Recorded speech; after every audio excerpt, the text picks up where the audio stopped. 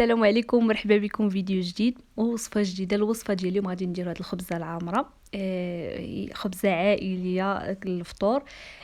درتها انا وماما، هي دارت النص وانا درت نص. انا عجنت ليها العجينه وهي كملت الباقي حيت هي اللي صراحه كتصرع. بالنسبه للعجين غادي نحتاج واحد المعلقه صغيره عامره مزيان ديال الخميره الفوريه اللي هي الخميره ديال الخبز. غادي ندير الملحه على حساب الذوق، وغندير نص كاس ديال الدقيق. انا عندي هنا الدقيق الابيض والفينو خلطتهم بجوج. هزيت هذا نص كاس هذا من الكميه من المجموع ديال الدقيق اللي غندير، حيت انا غادي ندير في المجموع 300 غرام مخلط ما بين الفينو والدقيق الابيض. هزيت منه هذا الكاس، هذا نص كاس ديال العنبه.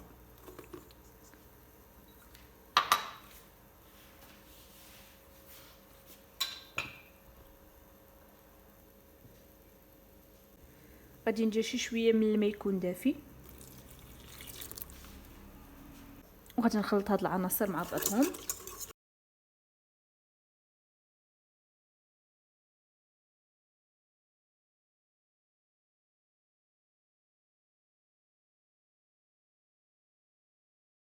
صافي غادي نرد عليه بشوطه اولا البلاستيك الغذائي، وغادي نخلي هذوك المكونات يتفاعلوا مع بعضهم.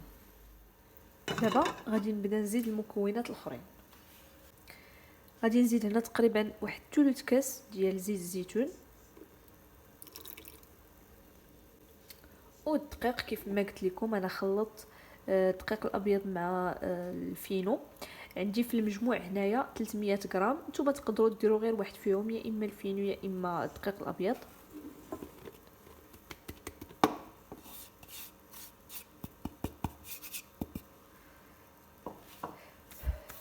وغادي ندير الماء الكافي يكون دافي، وغادي نخليها تعجن. العجينه هي تعجنات مزيان، كتجي واحد العجينه اللي رطبه كتحسوا بها لينه ما قاصحاش، كتعطيكم الطعم اللي تكونوا هكا كتدلكوها، وكتكون كولونط. شفتوها كتلصق شي شويه في اليدين هكا، كتضمنوا بلا اي وصفه درتوها تجي مقطنه ورطبه. دابا غادي نخليها تخمر 45 دقيقه. دابا راه الجو سخون دغيا كتخمر العجينه. واش غادي نقول لكم، انا كنحسب لي بلا كنصور الحشوه ساعه ما كنتش طلقت لماما الكاميرا، قلت لها راه صافي الكاميرا مطلوقه، صافي خدمي انت عادي وانا نقضي غراضي. ملي رجعت لقيت بلا ما درتش اوكي، ما كانش كتسجل. وصافي الحشوه راه غادي نخليها لكم في الديسكريبسيون. تقدروا نتوما ديروا الحشوه اللي بغيتو، هي هذه كتجي حتى هي زوينه ونوعا ما اقتصاديه وصافي. المهم الخطوات راه غادي تنظن غيكونوا باينين في الفيديو مزيان. دارت العجينه سرحاتها غير شي شويه، نتوما تقدروا ديروها رقيقه كيف ما تقدروا ديروها كيما هكا تكون شي شويه غليظه. درت الحشوه من بعد ما بردات مزيان باش ما تقطعش العجينه. وهنا عندي درت بيضه مسلوقه حكاتها، ودرت الفرماج الحمر. المهم الحشوه كتبقى اختياريه، ديروا اللي بغيتو.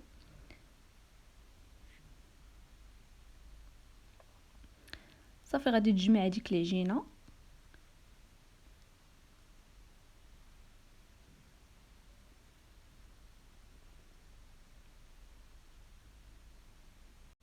ومباشره غادي ديرها فوق واحد الطاوه، درت عليها بابي كويسون، وبدات كتحلها غير بيديها.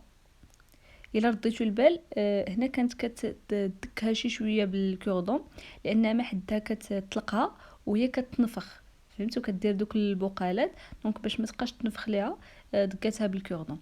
بالنسبه لهنايا عندنا واحد الميلونج ديال البيضه مع معلقه صغيره ديال الخل وشي شويه ديال صوص صوجا. انا درت هنا ديك صوص ترياكي اللي كتكون حلوه، كتكون حسان من صوص صوجا، باش غادي دهن بها هذيك الخبزه.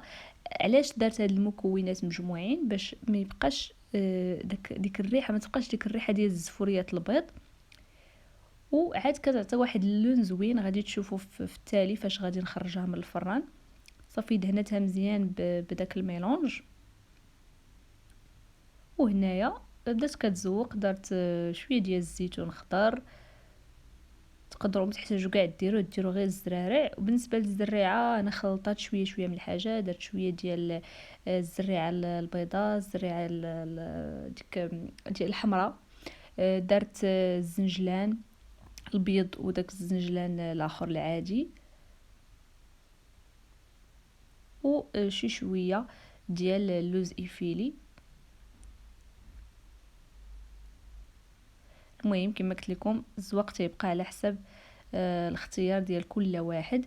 ما تحتاجوا لا تخليوها باقي تخمر ولا والو. كي كتساليو ليها الزواق كديروها في الفران ديريكت باش تحمر، شتو اللون ديالها كيجيو غزال، خصوصا ملي كديروا هذاك الميلونج. العجينه راه كتبان لكم هي، وانا كنقطع فيها رطبه رطبه رطبه هشيشه. وكنتمنى يعجبكم الفيديو ديال اليوم، نشوفكم الفيديو الجاي وبصحه والراحه.